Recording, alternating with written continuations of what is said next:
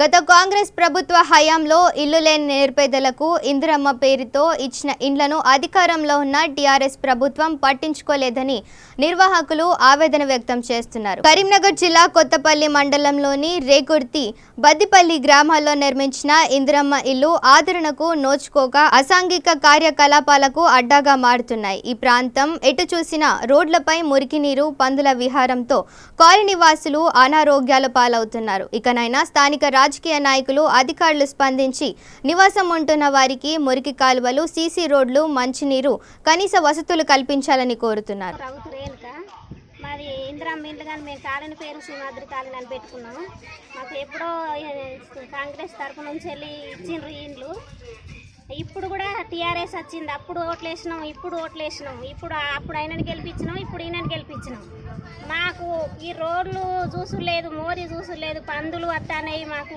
అంతా అది అంగడవుతుంది జ్వరాలు వస్తాయి రోగాలు వస్తాయి నీళ్ళని ఇచ్చిండ్రు అప్పుడు 1200 కట్టిపించుకున్నారు అయినా పర్వాలేదు మాకు నీళ్లు రావాలని మేము పైసలు కూడా కట్టినాక కూడా మాకు నీళ్లు రాలే పైపులు వేసిండ్రు పైపు లైన్ అటైపోయింది ట్యాంక్ అవుతుంది అన్నారు ట్యాంక్ అటైపోయింది ఆ నీళ్ళు వచ్చలేదు ఏం లేదు ఉన్న నీళ్ళ కోసం మేము ఇంతమంది 100 మంది దానికి 100 కుటుంబాలు అనుకుంటాం అంతమంది కొట్లాడుకుంటాను మాకు నీళ్ళు సరిపోతలేవు నువ్వు కంటే నీకు నాకంటే నీకు పనికి పోయొచ్చి మేము ఇంటికాడ కడుక్కోవాలంటే నీళ్లు లేవు నిప్పులు లేవు మాకు దోమలు వస్తున్నాయి ఈగలు వస్తున్నాయి ఈ మోరీ చూడుండ్రి మీరు ఒకసారి ఎన్నోసార్లు వస్తాండ్రు పోతాండ్రు చూస్తాండ్రు కానీ మమ్మల్ని పట్టించుకుంటలేదు కమలాకర్ వచ్చిండు ఓట్లేసే ముందు మేము 6 నెలల్లో నీకు మోరు చేస్తా బిడ్డ రోడ్డు చేస్తా బిడ్డ నీళ్ళు ఇస్తా మీరేం బాధపడకుండానన్నాడు గుట్ట మీదికి తొవ్వ చేస్తా అన్నాడు ఆడ ఆ చెట్టు కింద కూర్చుండి అన్ని తీర్లో చెప్పిండు కథ మా నెత్తి మీద చేయి పెట్టిండు చల్లగా లేచిండు అవసల పడ్డాడు మరి మేము ఆయనకు ఓట్లు వేయలేదా ఆయన గెలవలేదా అట్లాంటప్పుడు అప్పుడు వచ్చిండు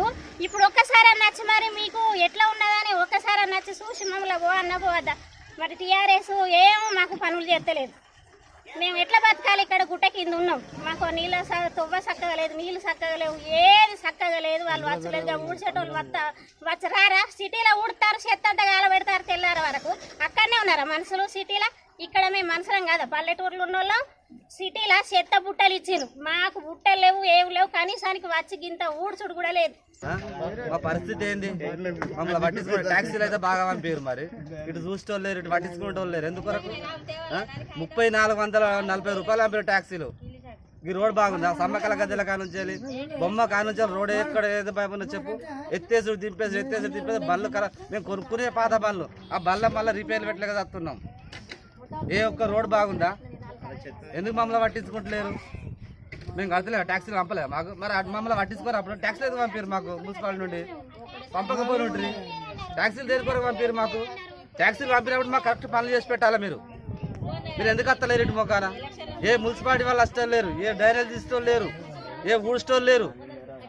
ఇప్పుడు మీరు అనేది గిట్లా పోతే గిట్లా రాస్తారని ముచ్చడే లేదు. ట్యాక్సీలు మీకు మున్సిపాలిటీ వాళ్ళు వేసారా? గ్రామ పంచాయతీలో ఉన్నప్పుడు ట్యాక్సీలు మాకు మున్సిపాలిటీ నుండి వచ్చే ట్యాక్సీ, మున్సిపాలిటీ ఆఫీస్ నుండే ట్యాక్సీలు మాకు. ట్యాక్సీలు పంపిస్తారని మమ్మల్ని పట్టించుకోవాలి కదా. మీ దగ్గరికి ఎవరు వచ్చారు మున్సిపాలిటీ నుండి ట్యాక్సీ కట్టమని? ఎవరు వచ్చారు? ఇచ్చిరిపోయి ట్యాక్సీలు. మరి అంతకుముందు గ్రామ పంచాయతీ పరిధిలో ఉన్నప్పుడు ఎలాంటి పనులు జరిగింది? ఏం పనులు జరగలేదు అప్పుడు కూడా. అప్పుడేం పనులు జరగలేదు, ట్యాక్సీలు పంపినా కూడా ఏం పనులు జరగలేదు ఇప్పటి వరకు కూడా.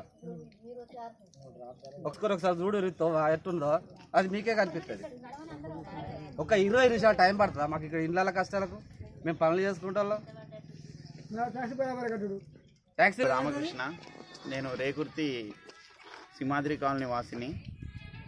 మాకు కాంగ్రెస్ ప్రభుత్వం ఇచ్చిన ఇళ్లను ఇప్పుడు తెలంగాణ ప్రభుత్వం ఎలాంటి చర్యలు తీసుకోవట్లేదు. రోడ్లు కానీ, మున్సిపాలిటీ నుండి వచ్చే వాటర్ కానీ, మోరీలు ఏవీ లేవు. ఇది ఏ విధంగా ఉన్నదంటే, ట్యాక్సీలు ఏ విధంగా పంపిస్తున్నారంటే, నీకు అసలే లేదురా మోడా అంటే పెసరపయ్యే పెళ్ళమా అన్న విధంగా పంపిస్తున్నారు. సో ఏ విధంగానైతే మీరు స్పందిస్తారో అధికారులు, మీరు ఏ విధంగానైతే మీరు ఇన్ టైంలో అన్నీ కట్టాలని మాకు ఏ విధంగానైతే రసీదు రూపంలో పంపిస్తున్నారో అదే రూపంలో మాకు పనులు జరగాలి.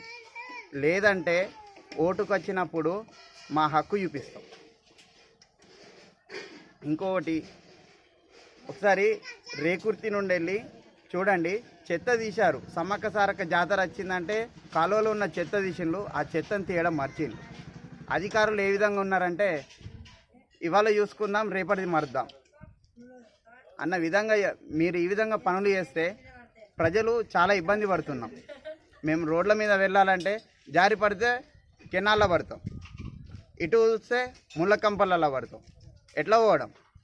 ఇక నాగర్ కర్నూలు జిల్లా కొల్లాపూర్ పట్టణ కేంద్రంలోని చుక్కాయిపల్లి గ్రామంలో ప్రధాన రహదారి గుండా మురుగు ప్రవహిస్తోంది. అధికారుల నిర్లక్ష్యం ప్రజలు రోగాల బారిన పడి మంచం పట్టేలా చేస్తుందని ఆవేదన వ్యక్తం చేశారు.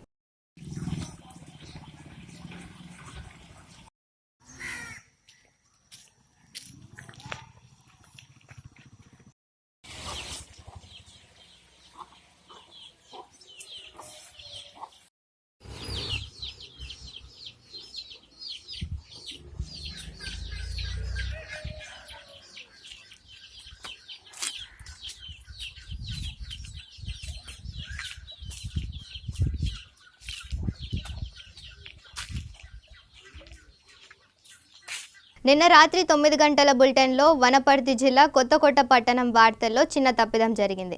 వార్తల్లో హిందూ వాహిని కార్యకర్తలు ఎన్ఆర్సీ బిల్లు అమలుకు ప్రజలు మద్దతు కోరుతూ ర్యాలీ చేపట్టారు. అయితే బిల్లుకు వ్యతిరేకంగా ర్యాలీ చేపట్టారని ఇవ్వడం జరిగింది. ఈ అంశంపై ప్రేక్షకులు మన్నించగలరని మనవి. అదేవిధంగా తప్పిదాన్ని సవరించి ఈరోజు 1 గంటల న్యూస్లో ఇవ్వడం జరిగింది. ఇక వనపర్తి జిల్లా కొత్తకోట పట్టణంలో భారతదేశంలో పౌరసత్వ చట్టం అమలు చేయాలని భారీ ర్యాలీ నిర్వహించారు. ఈ ర్యాలీలో హిందూ వాహిని కార్యకర్తలు, పట్టణ ప్రజలు పెద్ద ఎత్తున పాల్గొన్నారు.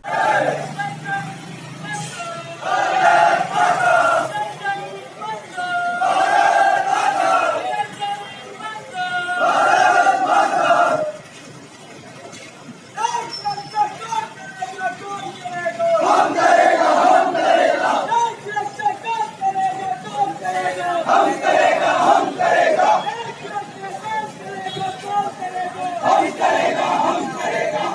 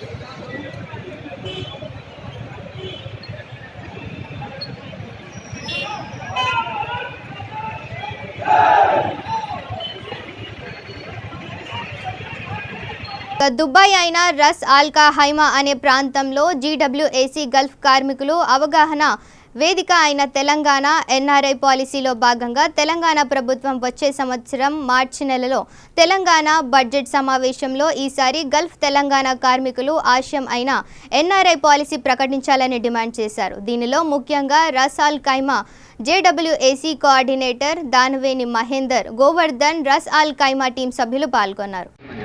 గల్ఫ్ కార్మికుల సమస్య వేదిక ఇక్కడ ఇప్పటిదాకా కూడా నేను మాట్లాడాను. అలాగే ఈ అన్న వినయ్ అన్న, ఇతను 2 years నుంచి ఇక్కడనే స్టే చేస్తున్నాడు. అతనికి 3 నెలల నుంచి జ్వరం వస్తుంది. కంపెనీ ఒక్క లీవ్ ఇవ్వమన్నా కూడా 50 dirhams కడితే లీవ్ ఇస్తాను. దానికి దీనికి సంబంధం ఏంటి? 50 dirhams కడితే లీవ్ ఎందుకు అవసరం లేదు. అతను మెడికల్ సర్టిఫికేట్ చూపించాడు, ప్లస్ అతనికి ఇంజెక్షన్స్ ఇచ్చారు, అలాగే గ్లూకోజ్ అన్నీ ఎక్కినాయి. కానీ మళ్ళీ 50 dirhams కట్టి లీవ్ కావాలంటే అది మంచిది కాదు కదా. ఇట్లా హెల్త్ కార్డు కూడా ఉంది. హెల్త్ కార్డు ఉన్నా కూడా దాంట్లో ఎంత 10% అంట. దాని 10% ప్లస్ అలాగే దానికి ఎక్స్పైర్డ్ కార్డ్ అనేది 6 months. అది ఎక్స్పైర్డ్ అయిపోయినా మళ్ళీ రెన్యువల్ చేయడానికి కూడా ఆప్షన్ లేదు. ఇక దానికి ఇంకా ఇక్కడ ఇంకో ఏది మన ఇండియన్ గవర్నమెంట్ పెట్టింది, వేరే కంట్రీస్కి వెళ్తే మనం కూడా ఈక్వల్ టు చూసుకుంటామని. మన ఇక్కడ కంట్రీస్ మన ఇండియా కోసం మనం ఎంత మంచిగా చూసుకుంటామో అక్కడ నుంచి ఇక్కడికి వస్తే వాళ్ళు మనం చూసుకుంటున్నారు. లేదు, ఒక కుక్కర్ లెక్క, చెప్పాలంటే ఒక బానిస లెక్క చూస్తున్నారు. ఇక్కడ వేరే దేశం వాళ్ళు కూడా ఉన్నారు. వాళ్ళకి ఎంత రెస్పెక్ట్ ఉంది, ఇండియన్స్కి ఎంత రెస్పెక్ట్ ఉంది, ఇండియన్స్లో తెలంగాణకి ఎంత రెస్పెక్ట్ ఉంది. ఆంధ్రప్రదేశ్లో ఒక్క పర్సన్ అన్న దుబాయ్కి వస్తాడు. తెలంగాణ నుంచి కరీంనగర్, నిజామాబాద్, నిర్మల్, గోదాన్ ఎన్నో జిల్లాల నుంచి ఎంతోమంది వస్తారు. అది ఒక్కరికైనా ఓన్లీ ఈ జిల్లాలకే మెయిన్ ఇంపార్టెన్స్ నుంచి ఇక్కడికి వస్తుంది. దానిలో 100%లో 80% సగం మంది దుబాయ్లోనే ఉంటారు. ఇక్కడ ఫ్యామిలీని వదిలి ఇప్పటికైనా ఒక్కసారైనా ఆలోచించి రిలీజ్ చేస్తే ఎంత తొందరగా రిలీజ్ చేస్తే అన్ని ప్రాణాలు మీరు కాపాడగలుగుతారు. లేకపోతే ఎంతోమంది ప్రాణాలు ఇక్కడ ఫుడ్ తిని వాటర్ తాగి ఎంతోమందికి హెల్త్ ఇష్యూస్ వచ్చినాయి. ఎగ్జాంపుల్ ఇతనే చూడండి, 3 months నుంచి ఎంతో ఫీవర్తో, ఇప్పటికి కూడా అతను ఫీవర్తోటే ఉన్నాడు. ఇప్పటికైనా ఒక్కసారైనా దయ ఉంచి చేస్తే బాగుంటుంది. ఇక సూర్యాపేట జిల్లా కోదాడ పట్టణంలోని టీడీపీ పార్టీకి చెందిన కట్టా సతీష్, కాంగ్రెస్ పార్టీకి చెందిన ఎండి మజారుద్దీన్ ఆధ్వర్యంలో 500 మంది కార్యకర్తలు స్థానిక శాసనసభ్యులు బొల్లం మల్లయ్య యాదవ్ సమక్షంలో టీఆర్ఎస్ పార్టీలో చేరారు. ఈ సందర్భంగా కట్టా సతీష్ మాట్లాడుతూ 20 సంవత్సరాలుగా అభివృద్ధికి నోచుకొని కోదాడ పట్టణం 5 నెలల్లోనే చేసిన పట్టణ అభివృద్ధికి ఆకర్షితులైన పార్టీలో చేరారని, బంగారు తెలంగాణ కోసం తపన పడుతున్న స్థానిక శాసనసభ్యునికి చేయూతనందించి కోదాడ మున్సిపాలిటీపై గులాబీ జెండా ఎగురవేస్తామని ధీమా వ్యక్తం చేశారు.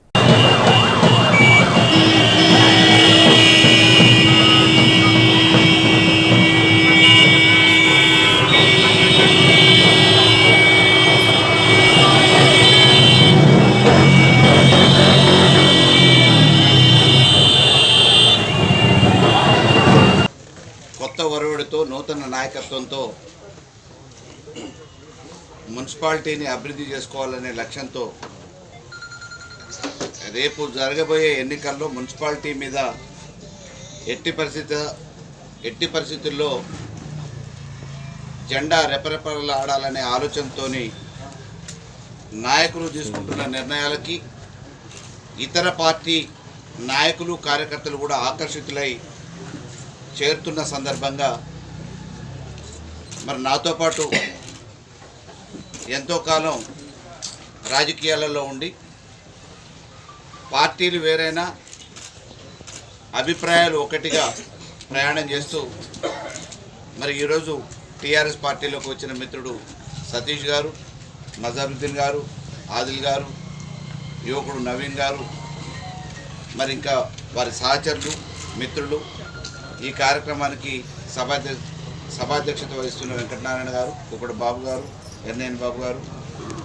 ఇక మేడ్చల్ జిల్లా కుత్బుల్లాపూర్ నియోజకవర్గంలోని గాజుల రామారం డివిజన్లోని హంట్ మండి రెస్టారెంట్ను మురళి, వినయ్, సాయి ఆధ్వర్యంలో ఘనంగా ప్రారంభించడం జరిగింది. ఈ కార్యక్రమానికి ముఖ్య అతిథిగా Gajula Ramaram corporator Shashi, Chintal division president Mohammed Rafi పాల్గొన్నారు.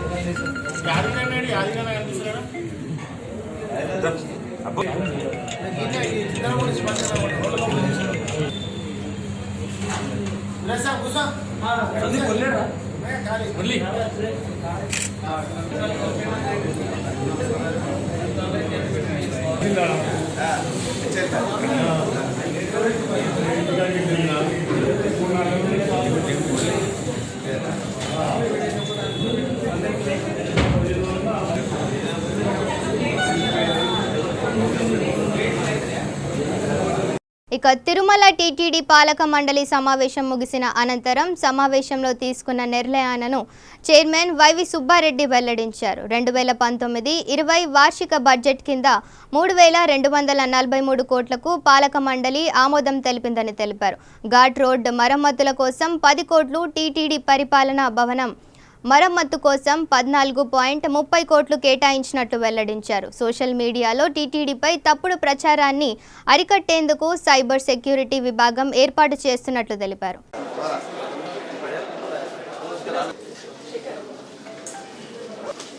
ఓం నమో వెంకటేశాయ. ఈరోజు తిరుమలలో జరిగిన టీటీడీ ధర్మకర్తల మండలి సమావేశంలో కొన్ని ముఖ్య నిర్ణయాలు తీసుకోవడం జరిగింది. అందులో ప్రధానంగా మీకు అందరికీ తెలిసిన విషయమే, లోపల కూడా దాని మీద క్లారిఫికేషన్ ఇవ్వడం జరిగింది. వైకుంఠ ఏకాదశికి మన సాంప్రదాయాల ప్రకారం, మన ఆచారాల ప్రకారం ఇదివరకు ఏ విధంగా దేవుడి దర్శనానికి, స్వామివారి దర్శనానికి కేవలం ఆ 2 రోజులు మాత్రమే దేవాలయాన్ని తెరిచి, కాకపోతే ఆ 2 రోజుల్లో కూడా ఎంతమంది సామాన్య భక్తులు వస్తారో వాళ్ళకి ఎక్కువ ప్రయారిటీ ఇచ్చే విధంగా విఐపీలకి ఎవరికి ఇబ్బంది రాకుండా ప్రోటోకాల్ ప్రకారం చేయించాల్సినవి చేయిస్తూ కూడా శీఘ్రంగా భక్తులందరికీ, ఎందుకంటే ఆ 2 రోజుల్లోనే చేసుకోవాలి, వైకుంఠ ఏకాదశి ద్వాదశి పీరియడ్లో చేసుకోవాలని భక్తులందరూ ఎంతో ఉత్సాహంగా భక్తితో వస్తారు కాబట్టి వాళ్ళకి వీలైనంత మందికి దర్శనం చేయించడానికి అన్ని ఏర్పాట్లు చేసే విధంగా అధికారులకి ఆదేశాలు ఇవ్వాలని నిర్ణయించడం జరిగింది. రెండో ప్రధాన అంశం 2019-2020 ఆర్థిక సంవత్సరానికి సంబంధించి లోగడ టీటీడీ 3,116.25 కోట్లతో అంచనా బడ్జెట్ను రూపొందించారు. దాన్ని ఇప్పుడు 3,243.19 కోట్లు 19 కోట్లుగా బడ్జెట్ను సవరించడం జరిగింది. రివైజ్డ్ ఎస్టిమేట్స్ ప్రకారం దీన్ని ప్రకారం చూసుకుంటూ ఇందులో డీటెయిల్డ్గా శ్రీవారి ఉండి ఆదాయం నుంచి 1,231 కోట్లు అంచనా వేశారు. అది ఇప్పుడు 1,285 కోట్లుగా సమీకరించడం జరిగింది. అదేవిధంగా ప్రసాదాలు వీటి ద్వారా విక్రయించింది 270 కోట్లు ఉంటే దాన్ని 330 కోట్లుగా వస్తుందని అంచనా వేయడం జరిగింది. ఇంకా మిగతా చిన్న చిన్న తిరుపతిలోని పద్మావతి శ్రీనివాస కళ్యాణ మండపాల్లో సెంట్రలైజ్డ్ ఏసీ ఏర్పాట్లు చేయాలని నిర్ణయించడం జరిగింది. దానికి ఏదో 3 కోట్ల చిల్లర శాంక్షన్ చేయడం జరిగింది. పరిపాలన కింద ఉండే అడ్మినిస్ట్రేషన్ బిల్డింగ్లో కూడా రిపేర్లు చేయాలని, ఎప్పుడో 15-20 సంవత్సరాల తర్వాత కిందటికి కన్స్ట్రక్ట్ చేసింది, దానివల్ల రిపేర్స్ ఉన్నాయని చెప్పారు కదా, దానికి 14.5 కోట్లు శాంక్షన్ చేయడం జరిగింది. కొంతమంది టీటీడీలోకి అకౌంటింగ్ డిపార్ట్మెంట్లో కొంతమందిని రిక్రూట్ చేసుకోవాలని కూడా ఇదివరకే గవర్నమెంట్కి రాసాము. వాళ్ళ దగ్గర పర్మిషన్ వచ్చినా కొంతమందిని చేయలేదు, అది కూడా చేయాలని చెప్పి చేయడం జరిగింది. అదేవిధంగా లోగడ బోర్డులో నిర్ణయించినట్టు మన టీటీడీ తరఫున ముంబైలో దేవాలయం నిర్మించడం కోసం 30 కోట్ల నిధుల్ని శాంక్షన్ చేయడం జరిగింది. అదేవిధంగా నార్త్ ఇండియాలో, ఉత్తర భారతదేశంలో జమ్మూ కాశ్మీర్లో కూడా తిరుమల వెంకటేశ్వర స్వామి దేవాలయం నిర్మించాలని, దానికి ల్యాండ్ అలాట్ చేయాలని జమ్మూ కాశ్మీర్ గవర్నమెంట్కి రాయాలని నిర్ణయించడం జరిగింది. ఈ అప్పీల్ కూడా అక్కడి నుంచే వచ్చింది, వాళ్ళ దగ్గర నుంచి, గవర్నమెంట్ దగ్గర నుంచి. మేము ల్యాండ్ అలాట్ చేస్తాం, మీరు దేవాలయం నిర్మించండి. అదేవిధంగా ప్రధానమంత్రి నరేంద్ర మోడీ గారి కాన్స్టిట్యున్సీ అయిన వారణాసి కూడా పవిత్రమైన స్థలం కాబట్టి అక్కడ కూడా మన తిరుమల తిరుపతి వెంకటేశ్వర స్వామి దేవాలయం నిర్మించాలి అని బోర్డులో నిర్ణయించడం జరిగింది. యూపీ గవర్నమెంట్ కూడా ల్యాండ్ అలాట్ చేయడానికి రిక్వెస్ట్ లెటర్ రాయటానికి కూడా నిర్ణయించడం జరిగింది. తిరుమలలోని వరాహస్వామి ఆలయానికి రాగిరేకుడు బంగారు పనులు చేపట్టేదానికి 14 కోట్ల రూపాయలతో టీటీడీ ఖజానా నుంచి బంగారాన్ని ఇచ్చేదానికి కూడా నిర్ణయం తీసుకోవడం జరిగింది. అనదర్ ఇంపార్టెంట్ ఇష్యూ తిరుమల తిరుపతికి సంబంధించి ఘాట్ రోడ్ రిపేర్ల విషయంలో 2-3 రకాల ప్రపోజల్స్ వచ్చినాయి. కొన్ని సీసీ రోడ్లు ఏదైనా పర్మనెంట్గా ఉండాలి, ఎందుకంటే అన్నిటికన్నా ముందు భక్తులకు ప్రయాణించేటప్పుడు సేఫ్టీగా ఉండాలి. ఆ సేఫ్టీ విషయంలో కాంప్రమైజ్ కాకూడదు అని చెప్పి ముందు టెంపరీగా రిపేర్లు చేయడానికి బోత్ ద రోడ్స్ బీటీతో రిపేర్లు చేసేదానికి 10 కోట్ల రూపాయలు శాంక్షన్ చేసాం.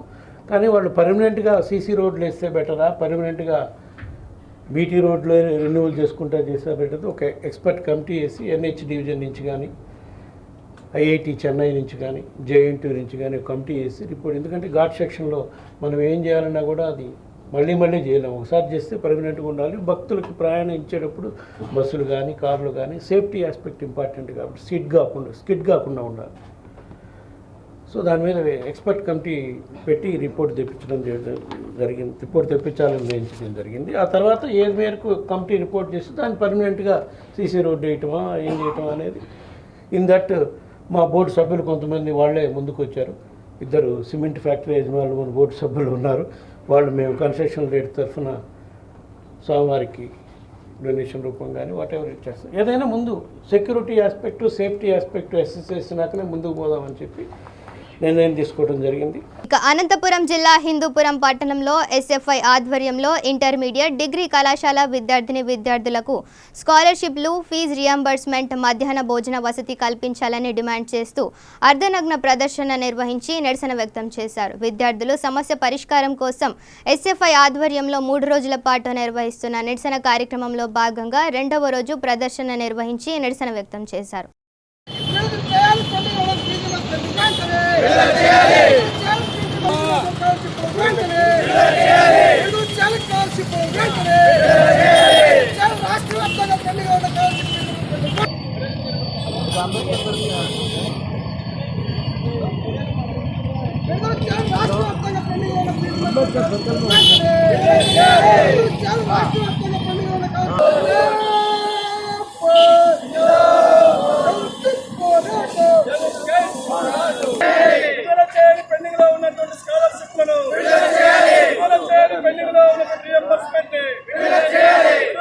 ఎస్ఎఫ్ఐ విద్యార్థి సంఘం ఆధ్వర్యంలో హిందూపురం పట్టణంలో అర్ధనగ్న ప్రదర్శన నిర్వహించడం జరిగింది.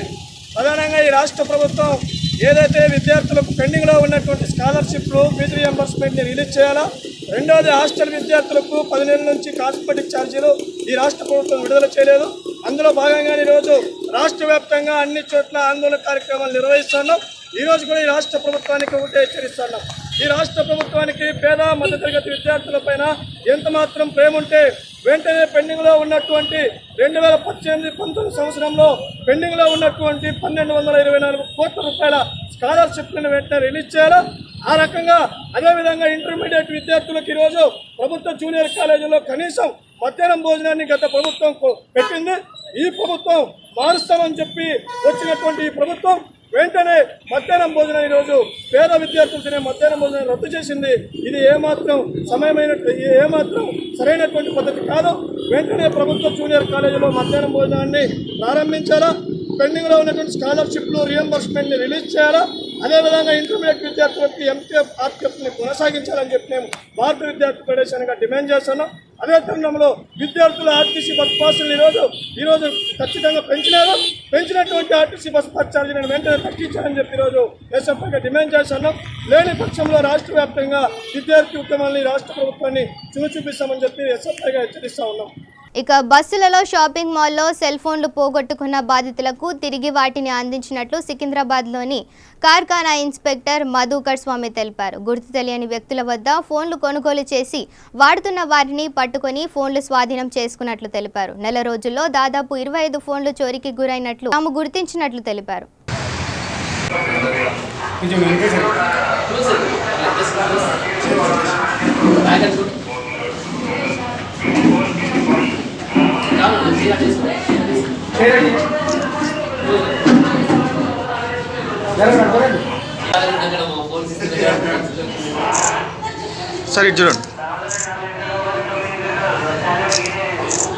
కనా పోలీస్ స్టేషన్ పరిధిలో గత నెల రోజులుగా సెల్ ఫోన్ పోగొట్టుకునే బాధితులకు ఫిర్యాదు మేరకు ఈరోజు మా పోలీస్ సిబ్బంది అటువంటి ఫోన్లను గుర్తించేసి ఎవరైతే వాడుతున్నారో వాళ్ళ దగ్గర నుంచి ఆ ఫోన్స్ను రికవరీ చేయించేసి ఈరోజు 20 మంది బాధితులకు ఈ ఫోన్లను అందజేయడం జరిగింది.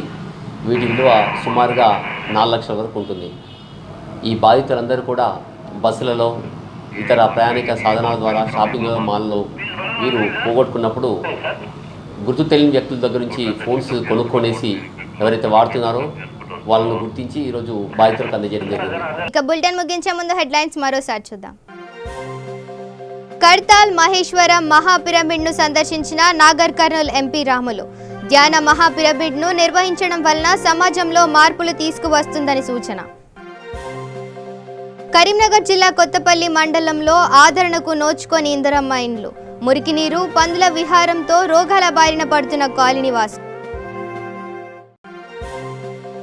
నాగర్ కర్నూల్ జిల్లా చుక్కాయిపల్లి గ్రామంలో మురికి నీటితో దర్శనమిస్తున్న ప్రధాన రహదారులు.